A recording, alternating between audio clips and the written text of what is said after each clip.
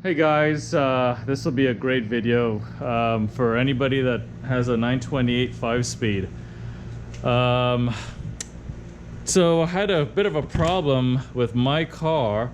I was getting ready to actually drive it out of the garage and then realized that my gears were really vague and it felt like I was stirring a huge pot of gumbo. And the more I messed with the shifter, I realized that it was getting worse until a point where I actually lost all the gears and it wasn't even going into gear at all. So did a little bit of investigation. Come to find out that my shifter coupling bushings that sit on top of the torque tube are completely shot. So here's a quick video to show you what's involved in replacing or removing those the couplings and then the bushings. So first of all, you got to remove, in my case I had this all apart, but you don't have to take this out in your car. The center console does not have to come out. You just have to take out the actual shift lever, which you just pull up, the rubber boot, and then the little surrounding, and that gets you access to the connection pivot points, which are in here, right here. And here's my shift lever right here, and hope you can see this. It's a bit dark, but yeah, so you have to actually take out the C-clips, which reside, I know the orientation isn't, let me see if I can get my light to stay. Okay, so the C-clips actually, one goes right here, the other C-clip on the lower lever, which this one goes to the front coupling. So this one goes front, forward, this guy goes to the rear. You have to remove the C-clips, and there's usually a washer behind that C-clip. So here are my, hope you can see this.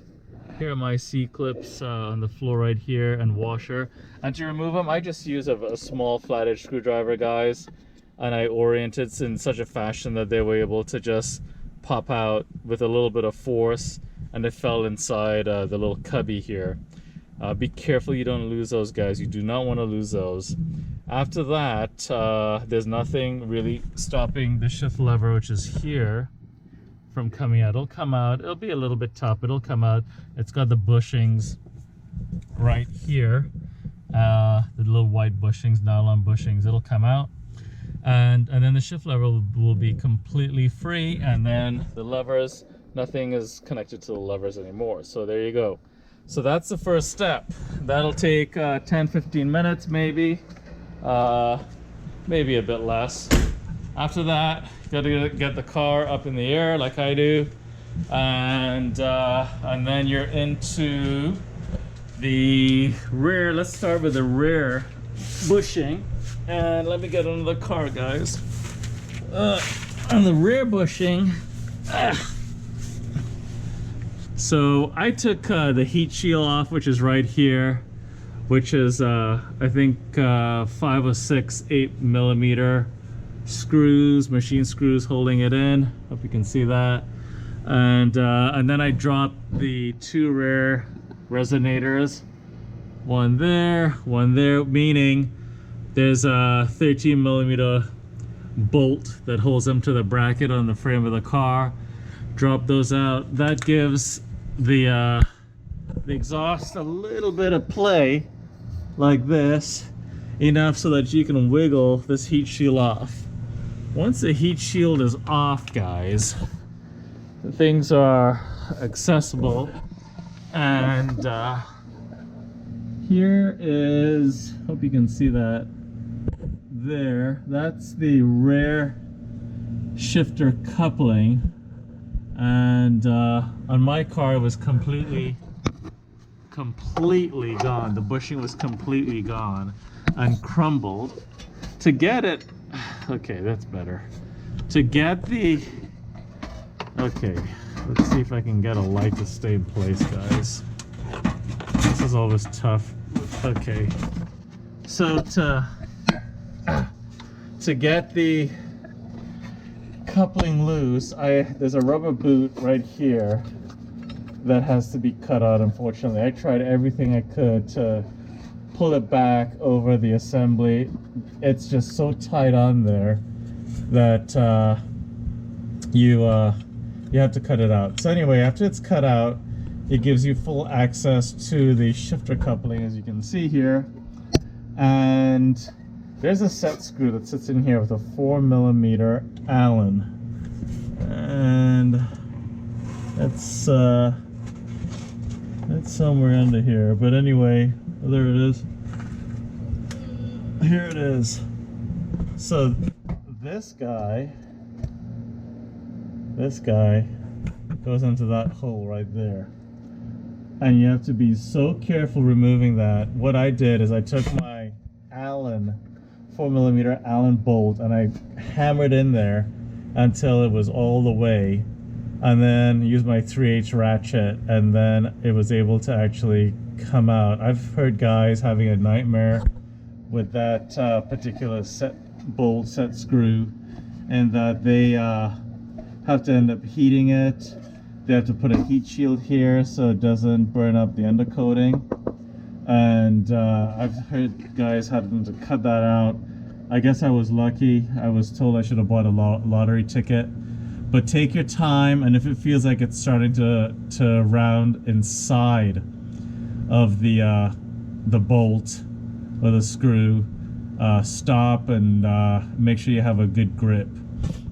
But definitely, if you find that it's not budging, lots of heat will help, because the factory uses a bit of Loctite on it. So once that's off, then there's nothing holding the assembly. You can see there's nothing holding it to the actual back of the transaxle.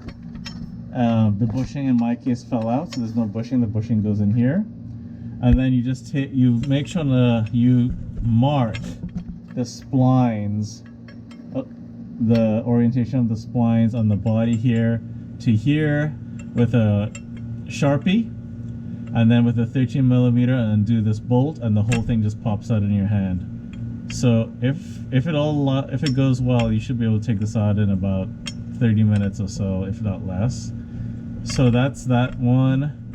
The front is a bit trickier.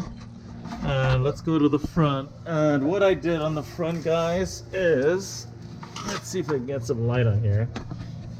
Once the shift lever is removed, you can see, okay, so here's the front coupling. Okay, all right, that's better. Get some light. So there's a flat spot right here. Okay, don't know if you can see that or not, but there's a flat spot right here. Right there's a flat spot. And once the shift lever is removed, this whole rod will actually come down like this and just rest on top of the torque tube.